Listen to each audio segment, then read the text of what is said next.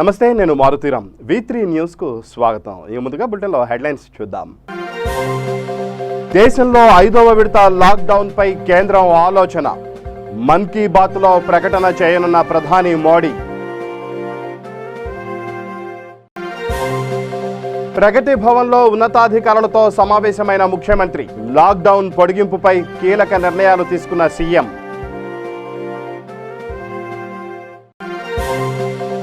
ప్రియురాలి చికిత్స కోసం ఘరానా మోసానికి పాల్పడ్డ ప్రియుడు. విధులు నిర్వర్తిస్తున్న కంపెనీనే మోసం చేసిన నిందితుడు అచ్చిరెడ్డి. కడప జిల్లా వైసీపీలో వర్గపోరు. పరస్పరం రాళ్లు రువ్వుకున్న రెండు వర్గాలు.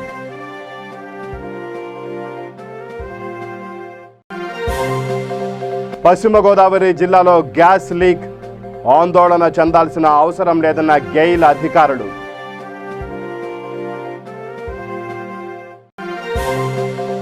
విశాఖ జిల్లా పాయకరావుపేటలో అగ్ని ప్రమాదం. మంటలను అదుపు చేసిన అగ్నిమాపక సిబ్బంది. ఇక బులెటిన్లో డీటెయిల్స్ చూస్తే, దేశంలో 5వ విడత లాక్డౌన్పై కేంద్రం ఆలోచన చేస్తోంది. మే 31తో 4వ విడత లాక్డౌన్ ముగుస్తున్న తరుణంలో లాక్డౌన్ కొన్ని ప్రాంతాల్లో పొడిగించాలని కేంద్రం భావిస్తోంది. 5వ విడత లాక్డౌన్ మరిన్ని మినహాయింపులు ఇచ్చే అవకాశం ఉంది. దేశంలో 11 నగరాల్లోనే కరోనా కేసులు ఎక్కువగా ఉన్నాయని ICMR చెబుతోంది. ఈ 11 నగరాల్లోనే 70% కేసులు నమోదవుతున్నట్లు తెలిపింది.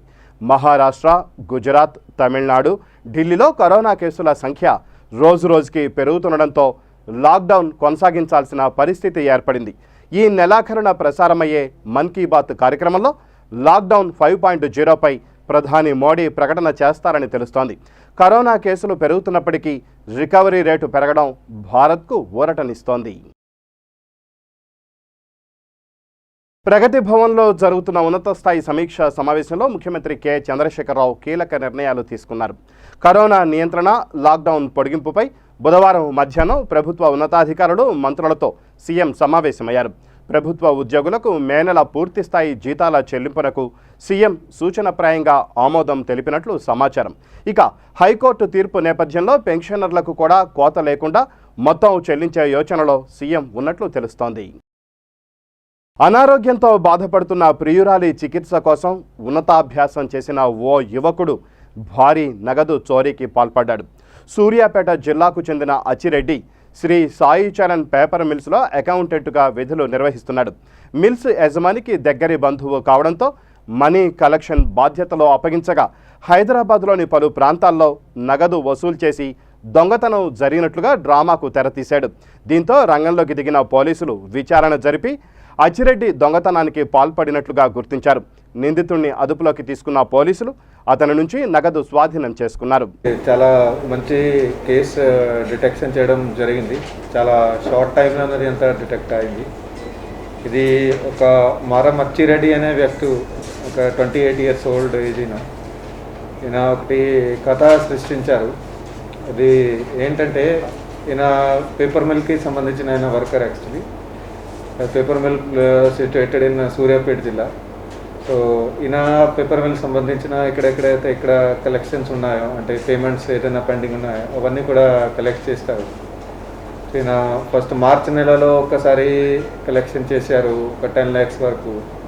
సో అది ఎంత అమౌంట్ వస్తుంది అనేది చూస్తే ఈయన కొంచెం లోభం పడింది. సో అదే ఇప్పుడు మైండ్లో పెట్టుకొని ఇప్పుడు మళ్ళీ ఇది ప్లాన్ అయినా టోటల్ తయారు చేసి ఈ అఫెన్స్ చేశారు. మార్చ్లో తర్వాత లాక్డౌన్ అయింది, మీరందరికీ తెలుసు. సో తర్వాత అప్పటి నుంచి నా సూర్యాపేట నుంచి ఇక్కడికి రాలే. మొన్న ఇక్కడికి వచ్చి అది కంపెనీ తరఫు నుంచి వేరే వేరే చోట్ల నుంచి పేమెంట్స్ కలెక్షన్ చేశారు. బొల్లారం నుంచి, ధర్మీర్పేట ఏరియా నుంచి ఇలాంటి. సో టోటల్ 8,50,000 వరకు అయినా పేమెంట్ కలెక్షన్ చేశారు. సో తర్వాత అదంతా కూడా డబ్బులు ఈయననే ఒక కవర్లో పెట్టుకొని, ఈయన దగ్గర పెట్టుకొని ఒకటి కథ సృష్టించారు. ఏంటంటే దట్ ఇక్కడ బైక్ మీద కొంతమంది ముగ్గురు వచ్చారు, వచ్చి ఇదంతా కూడా అమౌంట్ దొంగతనం చేసుకొని నాతో రాబింగ్ చేసుకొని వెళ్ళిపోయారని అట్లా ఇన్ఫర్మేషన్ క్రియేట్ చేశారు. చేసుకొని లాస్ట్ ఎక్కడ నుంచి ఆయన కలెక్షన్ చేశారు అక్కడ మీర్పేట ఏరియాలో ఆయనకి ఓనర్కి ఇన్ఫర్మేషన్ ఇచ్చారు. అలాగనే డయల్ 100కి కూడా కాల్ చేశారు. సో ఇట్లా ఇన్ఫర్మేషన్ వచ్చింది, ఇంత పెద్ద అమౌంట్ ఇది రాబరీ అయింది. ఇమీడియట్లీగా టీంలో కూడా స్పందన చేయడం జరిగింది, లోకల్ టీం అలాగనే సిసిఎస్ టీమ్స్ కూడా. సో అందరూ కూడా అది కలిసిగా ఇది ఫెన్స్లో ఇమీడియట్లీగా డిటెక్ట్ చేయడానికి వేరే వేరే టీమ్స్ ఏర్పాటు చేయడం జరిగింది. సో తర్వాత డ్యూరింగ్ ద ఇన్వెస్టిగేషన్ తెలిసింది దట్ ఈయన అబద్ధం మాట్లాడుతున్నారు. సో అప్పుడు ఇందులో ఈ అఫెన్స్లో ఈరోజు ఈయనను మార్నింగ్ అవర్స్లోనే అరెస్ట్ చేయడం జరుగుతుంది. సో టోటల్గా విదిన్ 36 అవర్స్ టోటల్ కేసుని ఛేదించడం జరిగింది. ఈయన దగ్గర నుంచి టోటల్ అమౌంట్ కూడా 8,51,000 రూపీస్ దాదాపు అది కూడా మొత్తం సీజ్ చేయడం, ఈయన నుంచి రికవరీ చేయడం జరుగుతుంది. ఈయన చేయడానికి ముఖ్య ఉద్దేశం ఏం కనపడుతుంది అంటే ఈయనకి ఒక అమ్మాయితోటి అఫేర్ ఉన్నది. సో అమ్మాయికి కొంచెం ఆరోగ్యం బాగాలేదు కొంతకాలం నుంచి. సో ఆమెకి ఏదో ప్రామిస్ చేసినట్టు ఉంది, నేను ట్రీట్మెంట్ చేపిస్తాను ఎట్లాంటి. సో దానికోసం ఈయన చేశారని ఇప్పుడు ఇన్ఫర్మేషన్ వస్తుంది.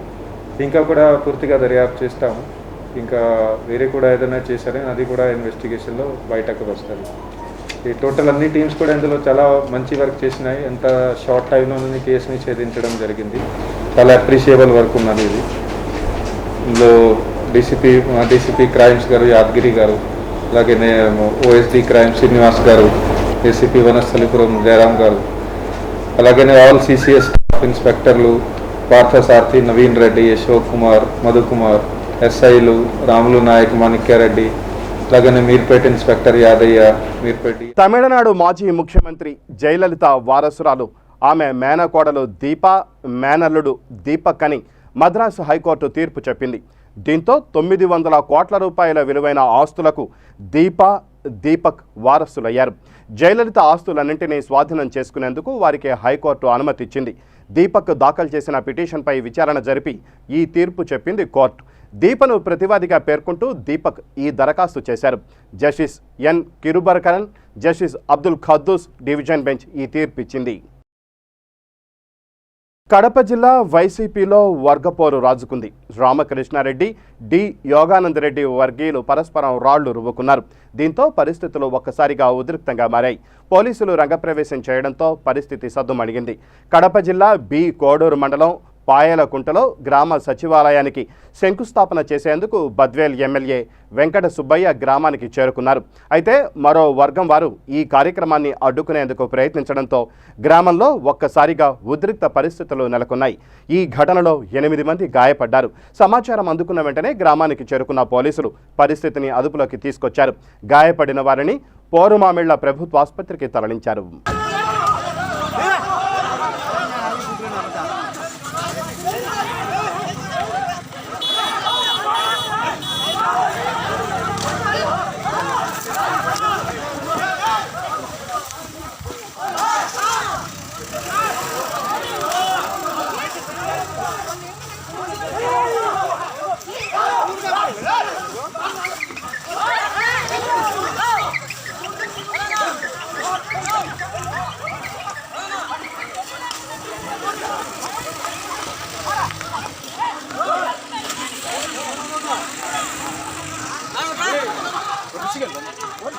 పశ్చిమ గోదావరి జిల్లా ఆచంట మండలం ఆచంట వేమవరంలో గ్యాస్ లీక్ ఘటన స్థానికులను ఆందోళనకు గురిచేసింది. పైప్ లైన్లో మరమ్మతులు చేపడుతుండగా గ్యాస్ లీక్ అయింది. సమాచారం అందుకున్న గెయిల్ అధికారులు సంఘటనా స్థలాన్ని సందర్శించి భయపడాల్సిన అవసరం లేదన్నారు. అయితే గ్యాస్ లీకేజీ ఘటనలు ఏపీలో ఇంకా అలజడి రేపుతూనే ఉన్నాయి. విశాఖలో ఎల్జీ పాలిమర్స్ ఘటనతో ఉలిక్కిపడిన ప్రజలు ఇప్పుడు పశ్చిమ గోదావరి జిల్లాలో గ్యాస్ లీకేజ్ కలకలం రేపింది. ఆచంట మండలం మంచినీటి బోర్ నుంచి గ్యాస్ లీక్ కావడంతో స్థానికులు ఒక్కసారిగా భయాందోళనకు గురయ్యారు. దీంతో సమాచారం అందుకున్న ఓఎన్జీసీ సిబ్బంది అక్కడికి చేరుకుని గ్యాస్ లీకేజీని అదుపు చేశారు. దీంతో స్థానికులు ఊపిరి పీల్చుకున్నారు.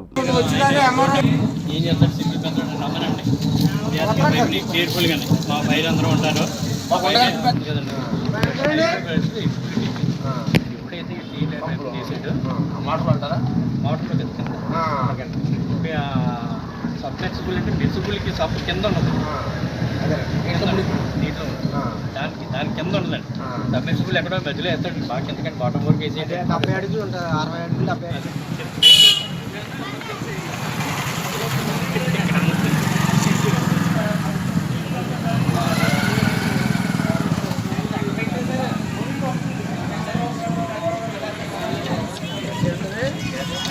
అది మనకు కనిపెట్టదు కానీ మన బ్లూలో వస్తుంది ఆల్రెడీ ఒకటి అయిపోయింది.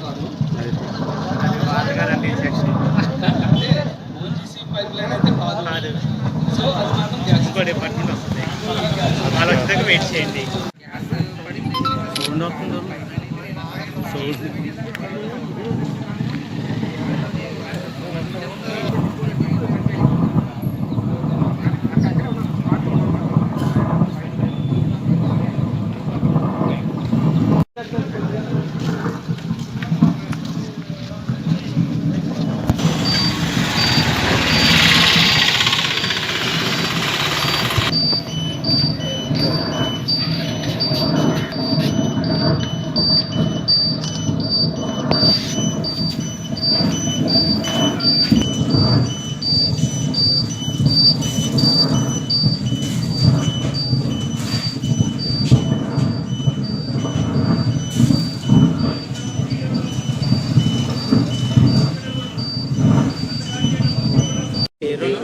నేను ఓఎన్జీసీ ఎగ్జిక్యూటివ్ ఇంజనీర్. నేను అది యాక్చువల్గా ఏంటంటే ఇంతకుముందు ఎప్పుడో 4 years బ్యాక్ మీరు బోర్ వేసారు. అది బోర్ వేసి వాళ్ళు ఆపరేషన్లో లేదు, మళ్ళీ రీస్టార్ట్ చేసుకుంటున్నారు.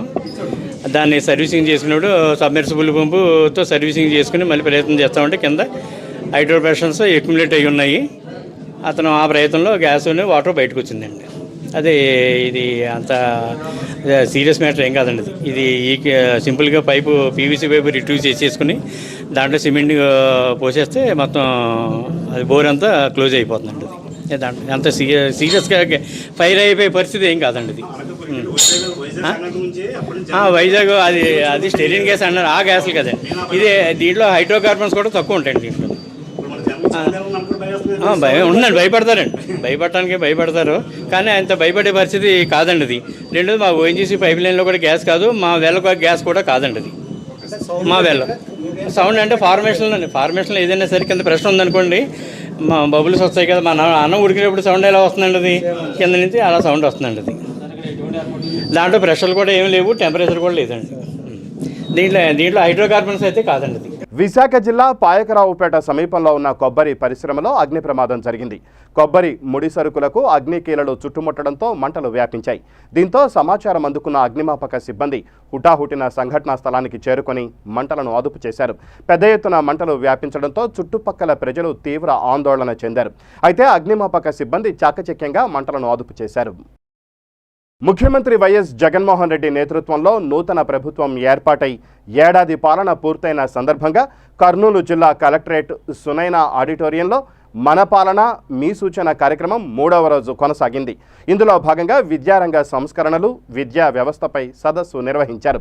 ఈ సమావేశంలో ఎమ్మెల్సీ చల్లా రామకృష్ణారెడ్డి, జిల్లా collector G Veerapandian, trainee assistant collector Nidhi Meena, JC Syed Khaja Mohiddin, DEO Sairam, జిల్లా అధికారులు పాల్గొన్నారు.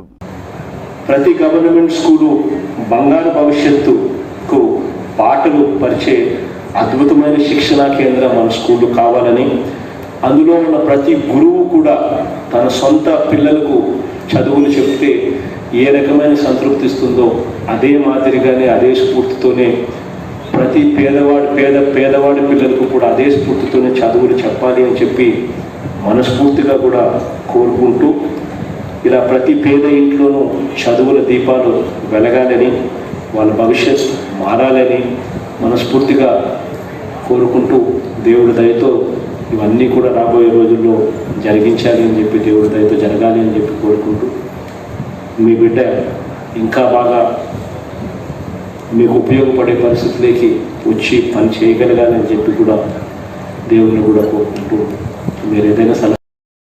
లాక్డౌన్లో మహిళలపై గృహహింస వేధింపులు పెరిగాయని, దాదాపు 200కు పైగా ఫిర్యాదులు వచ్చాయని మహిళా కమిషన్ చైర్పర్సన్ వాసిరెడ్డి పద్మ తెలిపారు. ఆమె మీడియాతో మాట్లాడుతూ కరోనా నేపథ్యంలో ఆర్థిక భద్రత అనేది పెరిగిందన్నారు. చాలామంది ఆడవాళ్లు అనేక ప్రాంతాల్లో చిక్కుకుపోయారని చెప్పారు. ఆర్థిక సహాయం కోసం ఇలా అనేక రకాల ఫిర్యాదులు వచ్చాయని పేర్కొన్నారు. పోలీస్ డిపార్ట్మెంట్ నుంచి కూడా మేము అనేక విషయాలుగా చర్చించిన తర్వాత వివరాలు కాల్స్ వివరాలు అన్నీ కూడా తీసుకున్న తర్వాత ఈ విషయాన్ని చెప్పగలుగుతున్నాం. మాకు ఇక్కడ అంటే ఈ దేశంలో, భారతదేశంలోనే ఇతర రాష్ట్రాలలో గృహహింస కేసులు ఎక్కువ అవుతున్నాయి అనేటటువంటిది వచ్చినటువంటి నేపథ్యంలో ఇవాళ ఆంధ్రప్రదేశ్లో ఈ రకమైనటువంటి పెద్దగా అంటే ఒక ఏదో గృహహింస లేకపోతే మొత్తం కూడా మహిళలకు సంబంధించినటువంటి తీవ్రమైనటువంటి వేధింపులు అనేటటువంటి పరిస్థితి రాకపోవడానికి కారణం ఏమిటనేటటువంటిది కూడా మేము ఒకసారి ఆలోచించాం.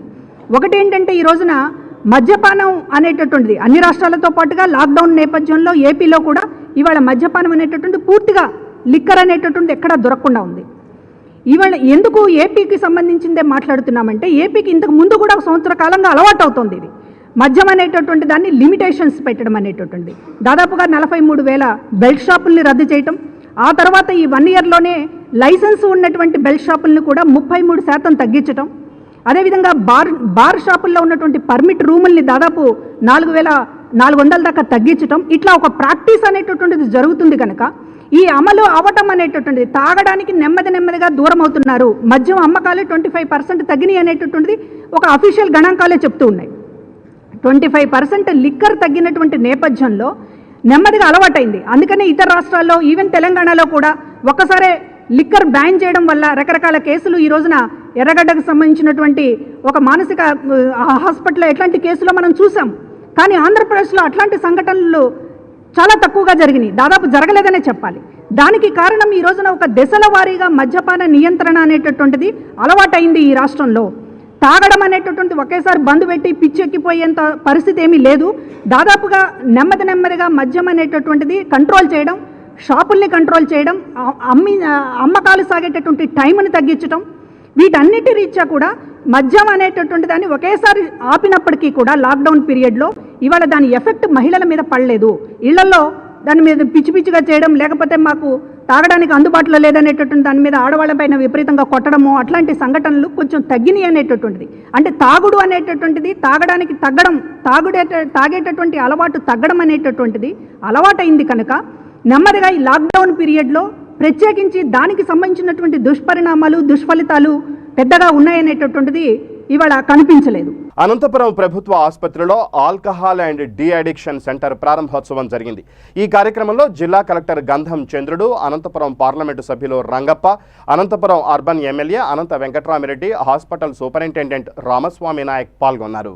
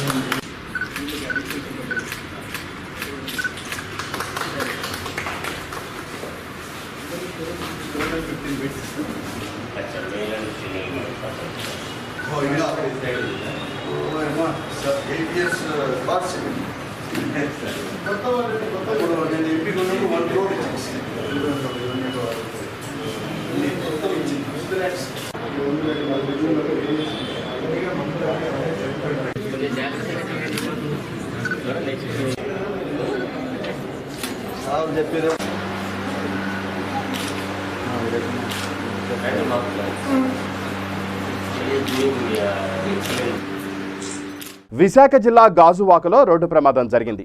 గాజువాక హైవేపై నిలిచి ఉన్న గ్యాస్ ట్యాంకర్ను ఆర్టీసీ బస్సు బలంగా ఢీకొట్టడంతో ఈ ప్రమాదం చోటు చేసుకుంది. ఈ ఘటనలో ఓ వ్యక్తికి తీవ్ర గాయాలు కాగా మరో 10 మంది ప్రయాణికులు స్వల్ప గాయాలతో బయటపడ్డారు. టెక్కల నుంచి ఆర్టీసీ బస్ విజయవాడకు వెళుతున్న సమయంలో గాజువాక వద్ద ఈ ఘటన చోటు చేసుకుంది. అయితే గ్యాస్ ట్యాంకర్ను ఢీకొట్టిన సమయంలో ఎలాంటి పెను ప్రమాదం తలెత్తకపోవడంతో ప్రయాణికులు ఊపిరి పీల్చుకున్నారు. క్షతగాత్రులను ఆసుపత్రికి తరలించి చికిత్స అందిస్తున్నారు. కర్నూలు జిల్లా ఎమ్మిగనూరు పట్టణంలో బాంబేకు చెందిన 12 మంది లాక్డౌన్ కారణంగా ఎమ్మిగనూరులోనే చిక్కుకుపోయారు. వారిని బంధువులు సైతం ఆదరించకపోవడంతో ఇబ్బందులు ఎదుర్కొన్నారు. విషయం తెలుసుకున్న మల్లెల గ్రూప్ అధినేత మల్లెల ఆల్ఫ్రెడ్ రాజు వారికి ఆర్థిక సహాయం అందించారు. స్థానిక ఎమ్మెల్యే సహకారంతో తిరిగి బాంబేకు పంపించడానికి ఏర్పాటు చేశారు. దీంతో వారు స్థానిక ఎమ్మెల్యే చెన్నకేశవరెడ్డికి కృతజ్ఞతలు తెలిపారు. పెండ్లికి 17 తారీఖు వచ్చాం. 17 తారీఖు నెల 20 తారీఖు వరకు పెండ్లి అయింది. మాది పెండ్లిలోన మమ్మల్ని పెండ్లి 20 తారీఖు అయిపోయిందో మమ్మల్ని పెండ్లలో అందరూ ఇంట్లోనే తీసివేశారు. మిమ్మల్ని మేము పోషించలేము, మీకు మేము భోజనం పెట్టలేమని తీసి మమ్మల్ని ఇంట్లోనే రాత్రి 12 గంటలకు దబ్బారు. దబ్బితే ఉదయమే మేము చాలా బాధపడి అక్కడ ఇక్కడ ఇల్లు అడిగితే బొంబాయిలో మీకు రెంట్కి మేము ఇల్లు ఇమ్మని మమ్మల్ని అందరూ తోసేశారు. అప్పుడు మేము అక్కడ ఇక్కడ ఏడ్చి బాధపడుకుంటా ఆ అల్మెడ్ బ్రదర్ దగ్గరికి వెళ్ళి ఆ బ్రదర్ అన్న మాకు ఎక్కడ రెంట్కి ఇల్లు ఇరు, మమ్మల్ని ఎవరు బొంబాయిలను పెట్టుకోరని మేము ఏడిసి బాధపడితే అన్న మాకు అక్కడ ఇల్లు ఇప్పించాడు రెంట్కి. మమ్మల్ని ఒక రెంట్కి ఇల్లు ఇప్పించి మా కుటుంబంతో సహా 21 మందిని అక్కడ పెట్టి ఇన్ని రోజుల వరకు మమ్మల్ని భోజనాలకి మా కన్నటకి సహకారం చేశాడు. కొంతమంది తెలిసిన వాళ్ళని వచ్చి మాకు సహకారం చేశారు, మాకు బట్టలు ఇచ్చారు. మరి మాకు ఉండేకి అందరికీ లాక్డౌన్ ముందు రోజు వివాహం కోసం బొంబాయి నుంచి వచ్చినటువంటి ఈ 22 మంది గత 2 నెలల నుంచి ఇక్కడే లాక్డౌన్ కారణంగా ఉండడం జరిగింది. వారికి ఈరోజు మహారాష్ట్రకి పంపుతున్నాము.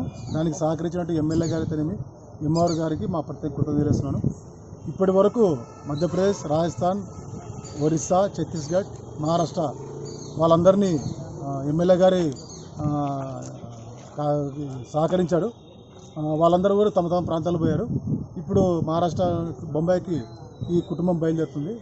ఇంతవరకు ఎమ్మినూరులో చాలామంది ఈ కుటుంబాలకైతేనేమి మిగతా నార్త్ ఇండియన్ సహకరించేందుకు ప్రతి ఒక్కరికి మా హృదయపూర్వక కృతజ్ఞతలు. అనంతపురం జిల్లా తొలి కలెక్టర్గా విధులు నిర్వర్తించిన థామస్ మన్రో 260వ పుట్టినరోజు వేడుకలు జిల్లా కలెక్టరేట్లో ఘనంగా నిర్వహించారు. ఈ కార్యక్రమంలో పాలనాధికారి Gandham Chandrudu, joint collector Siri Thomas Munro సేవలను కొనియాడారు. అనంతపురం జిల్లా ఏర్పడిన తర్వాత మొట్టమొదటి first principal collector of Rayalaseema headquarters అనంతపురంలో ఉండేది. దీనికి మొట్టమొదటి ప్రిన్సిపల్ కలెక్టర్గా చేసినటువంటి థామస్ మన్రో గారి బర్త్డే సందర్భంగా ఈరోజు వారిని స్మరించుకోవడం జరిగింది. ఆయన ఉన్నటువంటి కాలంలో ఈ రాయలసీమ అంటే బళ్ళారి ప్లస్ ఆంధ్రప్రదేశ్లో ఉన్నటువంటి 4 జిల్లాలు కలిపి దత్త మండలాలుగా ఉండేవి. సో ఇది దత్త మండలాలు అంటే ఆ పేరు బాగలేదని చెప్పేసి దాన్ని రాయలసీమగా తర్వాత తదుపరి కాలంలో మార్చడం జరిగింది. సో రాయలసీమ హెడ్ క్వార్టర్స్గా అనంతపురం ఫస్ట్ ప్రిన్సిపల్ కలెక్టర్గా ఆయన చేసి దాదాపుగా 7 సంవత్సరాలు ఇక్కడ పనిచేయడం జరిగింది. ఆయన కాలంలో ఈ పాలెగాన్లను ఎవరైతే లా అండ్ ఆర్డర్ని డిస్టర్బ్ చేస్తూ ఉండేవారో వారిని అణిచివేయడం జరిగింది. అలాగే ఇరిగేషన్ మీద, అంటే అనంతపురం ఒక డ్రౌట్ ఏరియా కాబట్టి ఇరిగేషన్ మీద చాలా ఫోకస్ చేసి ఆయన పంటలకి బాగా నీళ్ళు అందించడానికి కృషి చేశారు. అటువంటి మహానుభావుడి యొక్క 260వ జయంతిని ఈరోజు మనం గుర్తు చేసుకొని ఆయన్ని స్మరించుకోవడం జరిగింది. సో ఈ అవకాశం రావడం అంటే మొట్టమొదటి కలెక్టర్ని ఆయన బర్త్డే రోజు గుర్తుంచుకునే అవకాశం రావడం నాకు కూడా జిల్లాకి 100వ కలెక్టర్గా నా అదృష్టంగా భావిస్తున్నాను. ప్రజలకు సేవ చేయడానికి ఆయన చూపిన బాటలో, అలాగే ప్రస్తుతం రాష్ట్ర గౌరవ ముఖ్యమంత్రి గారు చూపిస్తున్నటువంటి సంక్షేమ అభివృద్ధి బాటలో ఒక సామాజిక కోణంలో కూడా అభివృద్ధిని ముందుకు తీసుకుని వెళ్ళడానికి మా వంతుగా కృషి చేయడానికి ఈ అవకాశం కల్పించినందుకు అందరికీ కూడా కృతజ్ఞతలు తెలియజేస్తున్నాను. మల్కాజ్గిరి మేడ్చల్ జిల్లా ఉప్పల్ నియోజకవర్గం ట్రాఫిక్ ఏసీపీ రాజు లాక్డౌన్ నిబంధనలు ఉల్లంఘిస్తూ మాస్కులు లేకుండా ఆటోలను నడుపుతుండడంతో ఆయా వాహనాలను సీజ్ చేశారు. ఈ సందర్భంగా ఏసీపీ మాట్లాడుతూ నిబంధనల మేరకు ఆటోలో 3 మాత్రమే తీసుకెళ్లాలని, ప్రతి ఒక్కరూ మాస్కులు ధరించాలని సూచించారు. నిబంధనలు ఉల్లంఘిస్తే కఠిన చర్యలు తప్పవని హెచ్చరించారు. ఉన్నతాధికారుల ఉత్తర్వు ప్రకారం రాచకొండ కమిషనర్ గారు మహేష్ భగవత్ గారి ఉత్తర్వు ప్రకారంగా నిన్నటి నుంచి మేము ఈ ఆటోస్ మీద స్పెషల్ డ్రైవ్ కండక్ట్ చేయడం జరుగుతుంది.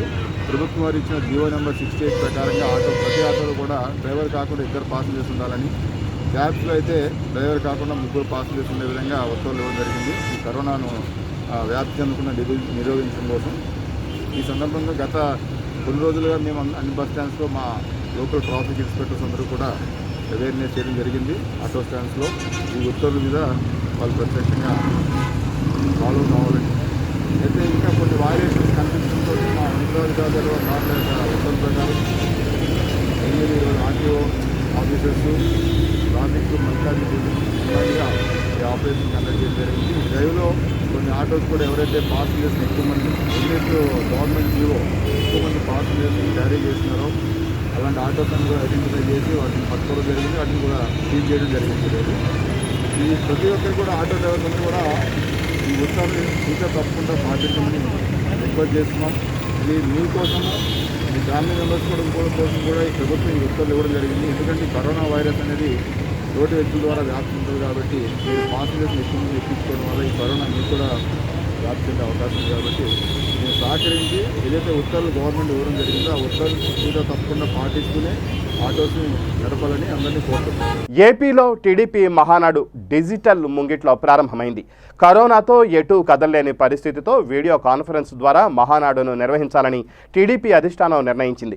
జిల్లాల వారీగా ఎమ్మెల్యేలు, నాయకులు, కార్యకర్తలు వీడియో కాన్ఫరెన్స్లో పాల్గొనేలా ఏర్పాట్లు చేశారు. దీనిలో భాగంగా విశాఖ టీడీపీ కార్యాలయంలో టీడీపీ ఎమ్మెల్యేలు వీడియో కాన్ఫరెన్స్లో పాల్గొన్నారు. టీడీపీ అధినేత చంద్రబాబు నాయుడు భవిష్యత్ కార్యాచరణపై వారితో చర్చించారు. నట సార్వభౌమ నందమూరి తారక రామారావు గారు 1982లో పార్టీని స్థాపించి కేవలం 9 నెలలనే పార్టీని విజయకేతను మోగించి ఈ తెలుగుదేశం పార్టీని ఆంధ్ర రాష్ట్రంలో ఒక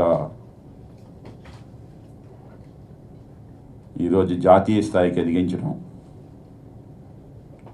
పేదల పట్ల కారుణ్యం ఉండే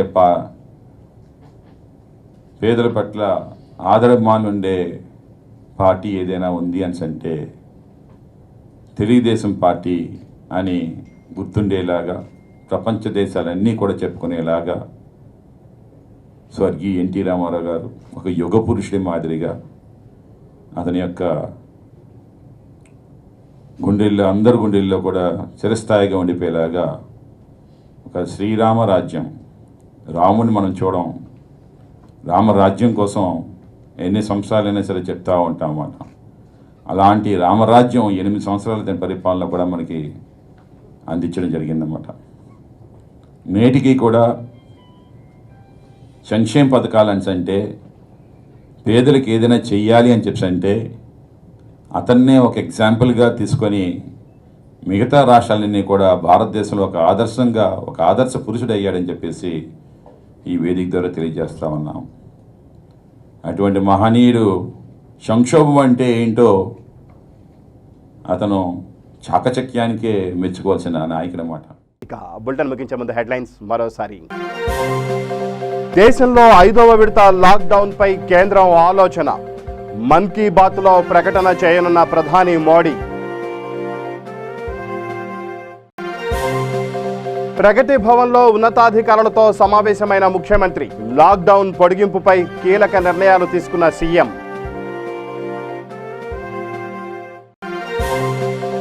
ప్రియురాలి చికిత్స కోసం ఘరానా మోసానికి పాల్పడ్డ ప్రియుడు, విధులు నిర్వర్తిస్తున్న కంపెనీనే మోసం చేసిన నిందితుడు అచ్చిరెడ్డి. కడప జిల్లా వైసీపీలో వర్గపోరు, పరస్పరం రాళ్లు రువ్వుకున్న 2 వర్గాలు.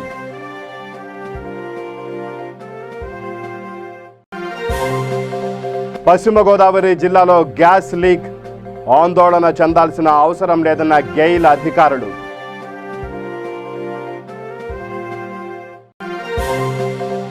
విశాఖ జిల్లా పాయకరావుపేటలో అగ్ని ప్రమాదం, మంటలను అదుపు చేసిన అగ్నిమాపక సిబ్బంది. ఇవి ఈ బులెటిన్ విశేషాలు. మరిన్ని న్యూస్ అప్డేట్స్ కోసం చూస్తూనే ఉండండి V3 న్యూస్. లక్ష్యం సమాజ హితం.